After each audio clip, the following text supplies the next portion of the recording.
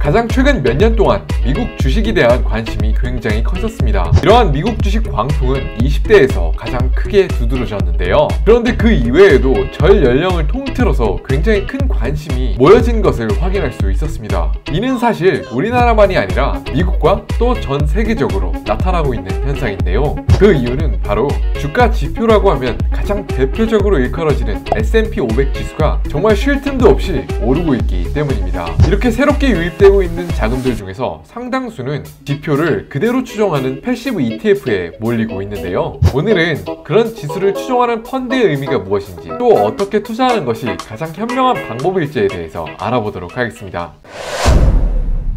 미국의 가장 대표적인 지수인 S&P 500을 투자하는 방법이 이제는 굉장히 간편해졌습니다. 미국 주식임에도 불구하고 우리가 평소에 국내 주식을 거래할 때 쓰던 그 바로 MTS에서 바로 검색을 통해서 구매할 수 있습니다. 심지어는 달러 환전도 필요하지 않아요. 그런데 최근 이렇게 미국 주식이 인기라고 하니까 인터넷 여러 블로그에서 찾아보면 이렇게 글자들과 숫자들이 굉장히 많은 표나 혹은 이런 0.000 단위의 수수료의 비교를 가장 먼저 확인할 수 있습니다. 그런데 저희에게 굉장히 소중한 돈을 투자하려면 이런 부수적인 것들보다는 우리가 과연 정확히 어떤 것에 무엇을 보고 투자하는지 확실히 알아야 한다고 생각합니다. 많이들 아시겠지만 미국의 S&P 500 지수는 미국의 가장 우량한 500개의 기업을 시가총액의 비율대로 나타낸 수치인데요. 우리가 흔히 아는 빅테크 기업 애플이나 구글, 아마존과 같은 IT 기업뿐만 아니라 금융이나 의약품 또는 일상 소비재까지 전 분야를 망라하는 대형 기업들이 포함된 주가 지수입니다. 또한 S&P 500 지수를 추종하는 펀드를 구매한다고 한다면 이러한 미국의 초우량 대기업들을 소유한다는 뜻입니다.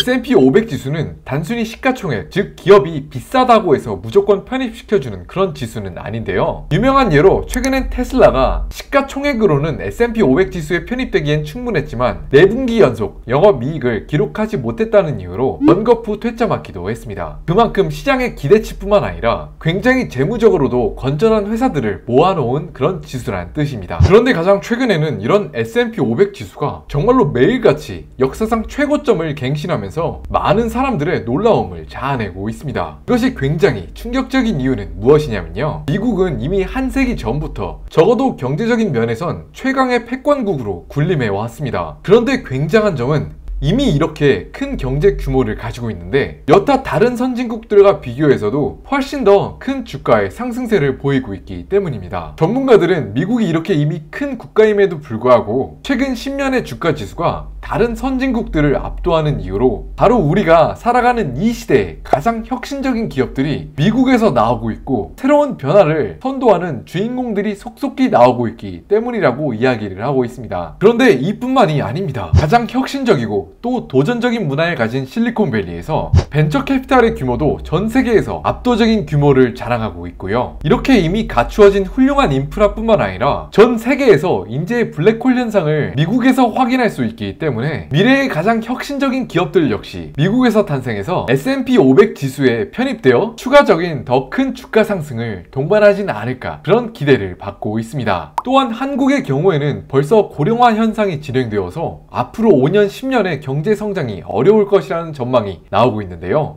우리나라보다도 훨씬 더 오래된 시장 경제의 역사를 가진 미국이 우리나라의 평균 나이보다 무려 4살이나 젊으며 전 세계에서 젊은 인재들이 모이기 때문에 미국 경제의 밝은 면을 시사하는 또 다른 한 면이기도 합니다. 그런데 이쯤에서 한 가지 의문이 드실 수도 있을 것 같습니다. 왜 하필이면 많은 사람들이 S&P 500 지수에 포함된 그런 많은 회사를 함께 보유하라고 조언을 할까요? 그냥 내가 굉장히 잘 알고 또는 유망할 것 같은 그런 기업들을 몇 가지만 소유하면 되는 방법이 있을 텐데 말이죠. 그런데 최근에 많은 현명한 투자자들이 몇 가지의 개별 주식에 나누어 담는 것이 아니라 이렇게 다양한 포트폴리오를 가지는 S&P 500 지수를 추종하는 펀드에 투자하는 이유는 지금은 잘 나가거나 또는 유망할 것이라고 기대되는 기업들이 미래에 과연 정말로 승자가 될 수 있을지 확신하기 어렵기 때문입니다. 쉽게 예를 한번 들어 드릴게요. 불과 20여 년 전인 2000년 한국 주가의 시가총액 기준 탑 10을 기록했던 회사들 중 지금 이 시점에도 탑 10을 유지하는 기업은 몇 군데가 있을까요? 놀랍게도 삼성전자와 SK하이닉스를 제외한 모든 회사는 이 탑 10 지수에서 쫓겨나고 말았습니다. 최근 한국의 주가 지수를 역대급으로 끌어올린 주역은 바로 네이버와 카카오였습니다. 카카오는 다들 잘 아시다시피 우리나라의 가장 대표적인 모바일 메신저 앱인데요. 2000년도로 돌아가서 사람들에게 메신저 회사가